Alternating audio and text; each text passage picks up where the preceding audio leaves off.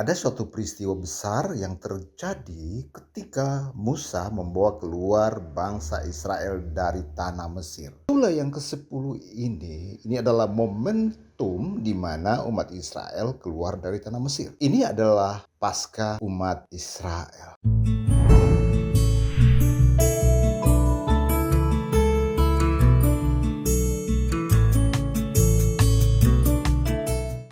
Ada suatu peristiwa besar yang terjadi ketika Musa membawa keluar bangsa Israel dari tanah Mesir.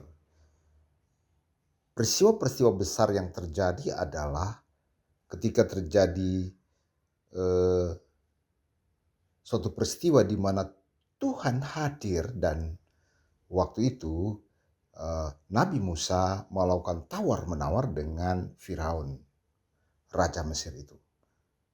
Tawar-menawar bagaimana umat Israel yang 400 tahun lebih berada di tanah Mesir harus kembali ke tanah Kanaan.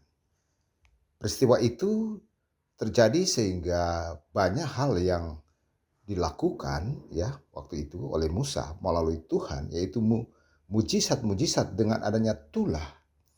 Tulah pertama, kedua, ketiga, keempat, kelima, keenam, dan tulah ke-10.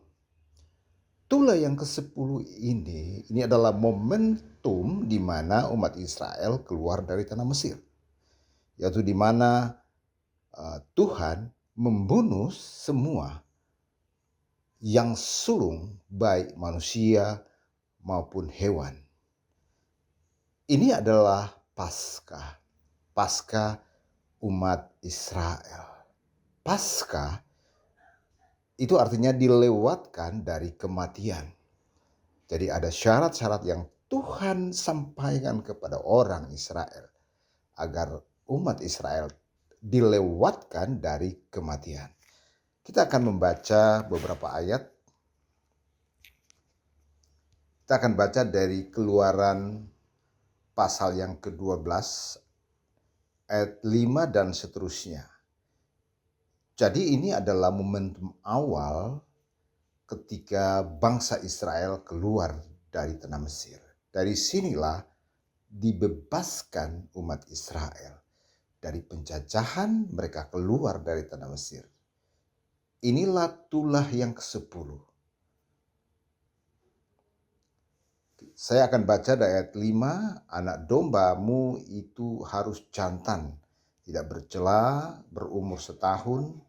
Kamu boleh ambil domba atau kambing. Kamu harus mengurungnya sampai hari yang ke-14 bulan ini. Lalu seluruh jamaah Israel yang berkumpul harus menyembelihnya pada waktu senja. Kemudian dari darahnya haruslah diambil sedikit dan dibubuhkan pada kedua tiang pintu dan pada atas ambang, pada rumah-rumah di mana orang memakannya. Dagingnya harus dimakan mereka pada malam itu juga. Yang dipanggang mereka harus makan dengan roti yang tidak beragi beserta sayur pahit. Janganlah kamu memakannya mentah atau direbus dalam air. Hanya dipanggang di api, lengkap dengan kepalanya dan betisnya dan isi perutnya. Janganlah kamu tinggalkan apa-apa dari daging itu sampai pagi.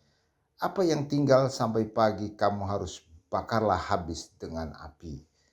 Dan beginilah kamu memakannya. Pinggangmu berikat, kasut pada kakimu, dan tongkat di tanganmu. Buru-burulah kamu memakannya, itulah Paskah bagi Tuhan. Sebab pada malam ini aku akan menjalani tanah Mesir, dan semua anak sulung dari anak manusia sampai anak binatang akan kubunuh, dan kepada semua Allah di Mesir akan kujatuhkan hukuman. Akulah Tuhan. Dan darah itu menjadi tanda bagimu pada rumah-rumahmu di mana kamu tinggal. Apabila aku melewati dan melihat darah itu, maka aku akan lewat daripada kamu. Jadi tidak akan ada tulah kemusnahan di tengah-tengah kamu apabila aku menghukum tanah Mesir. Hari ini akan menjadi hari peringatan bagimu. Kamu harus merayakannya sebagai hari raya bagi Tuhan turun-temurun. Kamu harus merayakannya sebagai ketetapan untuk selama-lamanya.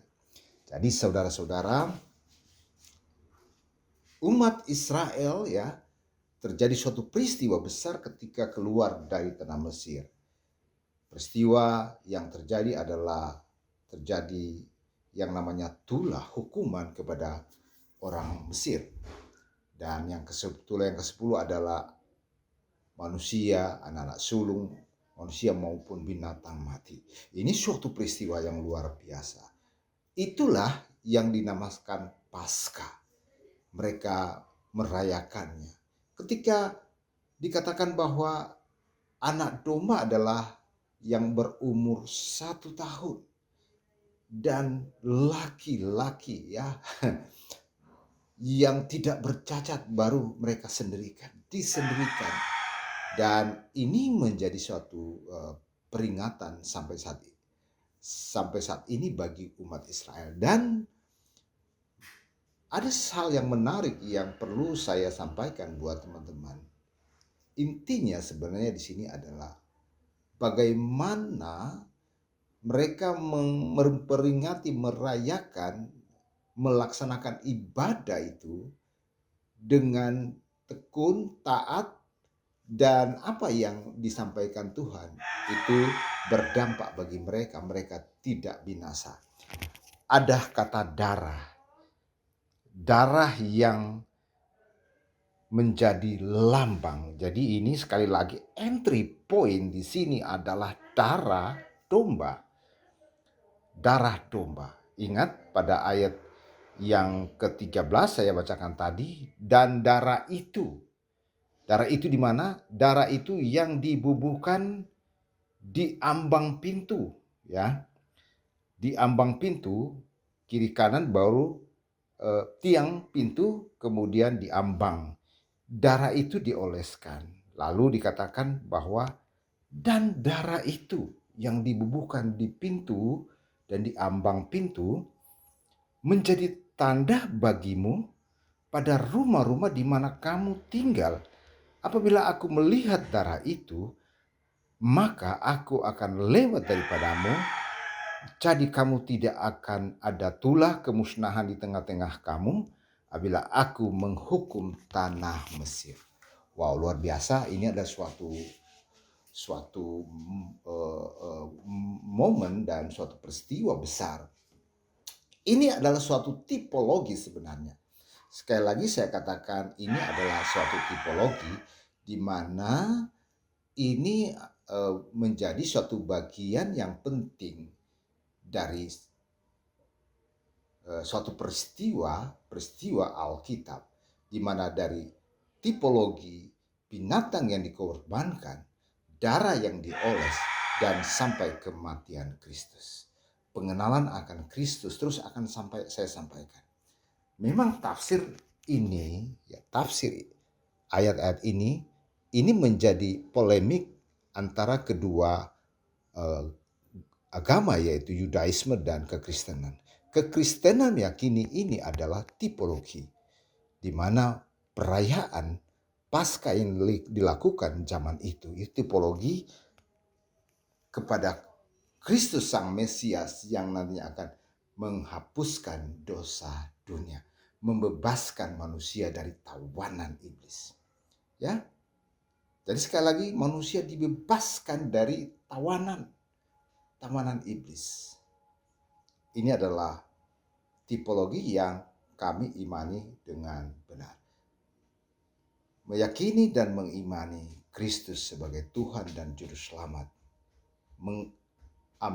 Mengimani bahwa Dia Sang Mesias pernah lahir dan menderita, mati di kayu salib dan naik ke surga. Ini adalah suatu peristiwa yang besar yang kami Kristiani merayakan sebagai Paskah bagi kita. Paskah di mana Tuhan sendiri yang adalah anak domba Allah yang berkorban dan membebaskan kita, menebus kita dari tawanan kuasa kematian. Kiranya Tuhan Yesus memberkati. Amin.